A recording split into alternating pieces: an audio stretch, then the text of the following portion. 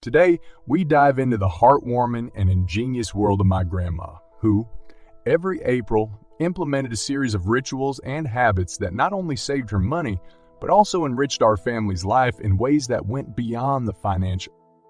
Tip 1. The Victory Garden, a testament to self-sufficiency.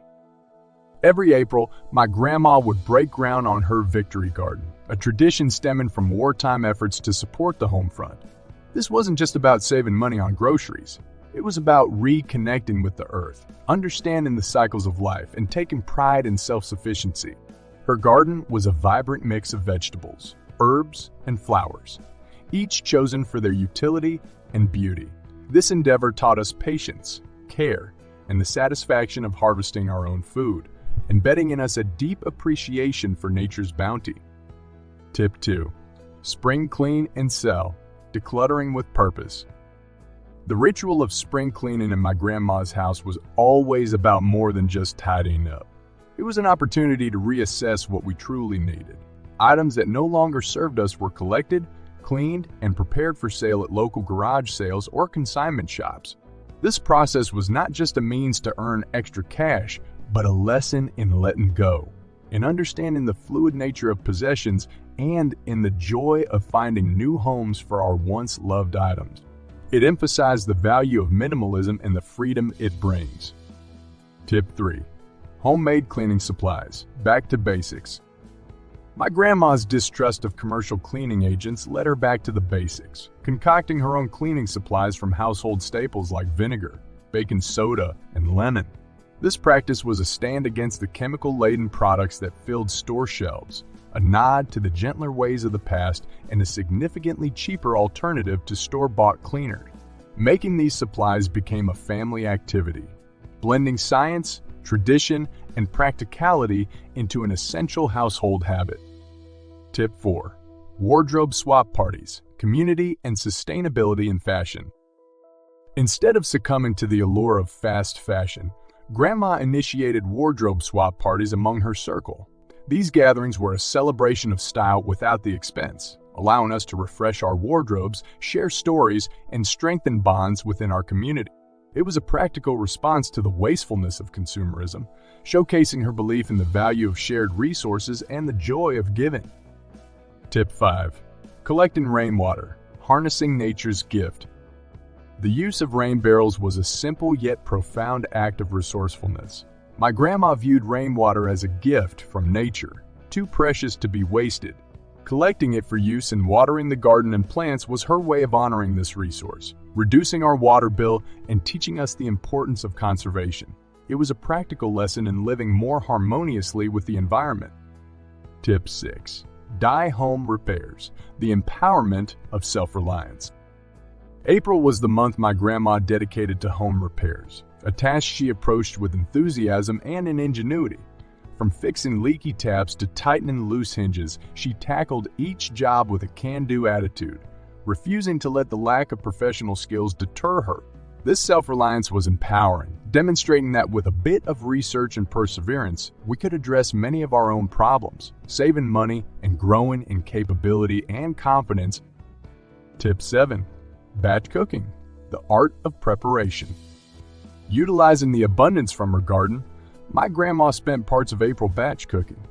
This wasn't merely a cost-saving exercise, but a ritual that brought the family together, creating meals that were infused with love and care. It taught us the value of preparation, the comfort of home-cooked meals, and the efficiency of using energy and resources wisely. Tip 8. Handmade gifts, the essence of thoughtfulness. Long before the gifting seasons approached, Grandma began crafting handmade gifts. Each creation, whether knitted, baked, or built, was imbued with a personal touch that no store-bought item could match. This tradition underscored the idea that value lies not in the price of a gift, but in the thought and effort behind it, a lesson in the true spirit of giving. Tip 9. Community exchange, the wealth of sharing. Active participation in a community exchange program exemplified Grandma's belief in the power of communal support. By exchanging goods and services without monetary transactions, she fostered a microeconomy of mutual aid that enriched our community. It was a practical manifestation of her understanding that wealth is not always financial and that sharing and cooperation are invaluable currencies. Tip 10. Public library events, the treasure trove of free knowledge. Grandma was a staunch advocate for utilizing public resources, and the local library was among her favorites. The free events and workshops offered were not just entertainment, but educational opportunities that she eagerly embraced for herself and encouraged for us. This habit was a testament to her belief in lifelong learning and the value of community resources in enriching our lives without straining our finances. Tip 11. Thrifty Picnics, celebrating the simplicity of joy. The Thrifty Picnics organized by my grandma were legendary, transforming simple meals into grand adventures. These outings taught us that joy does not require extravagance. The beauty of a shared meal in nature, the laughter, the stories. These were the moments that defined true happiness for her, moments that required little more than a patch of grass and good company. Tip 12. Natural home cooling, ingenious climate control. Before the widespread use of air conditioning, my grandma mastered the art of natural home cooling.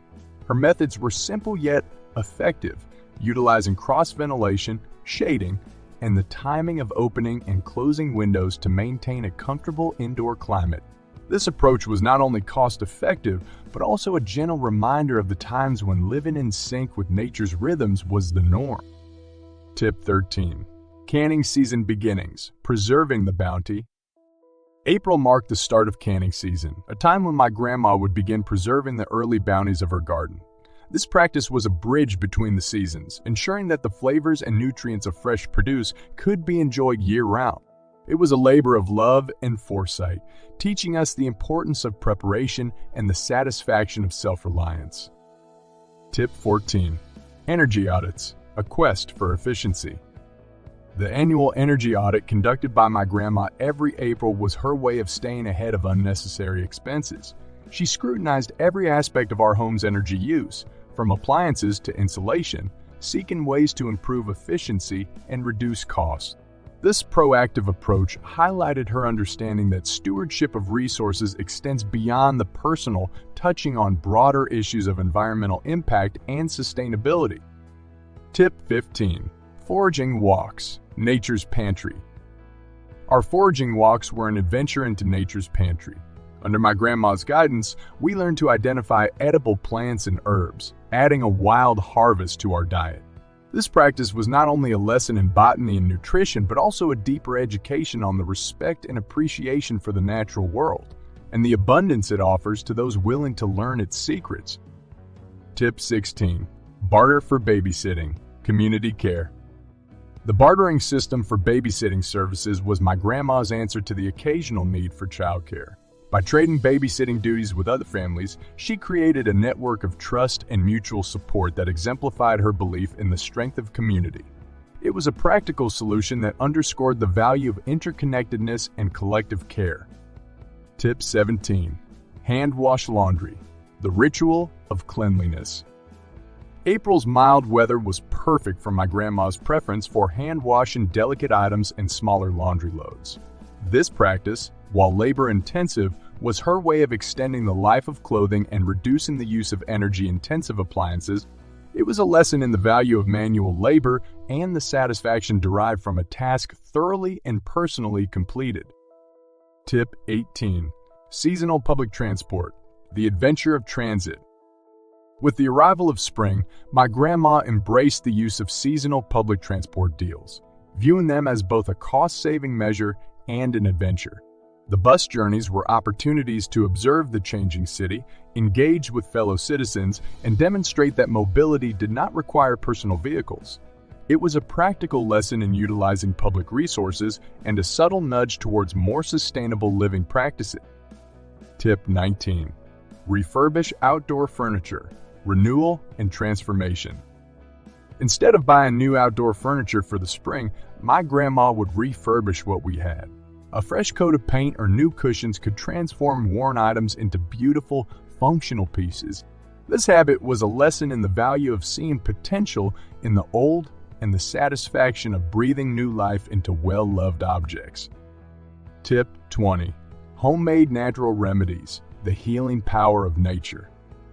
The preparation of homemade natural remedies was a spring ritual that my grandma cherished.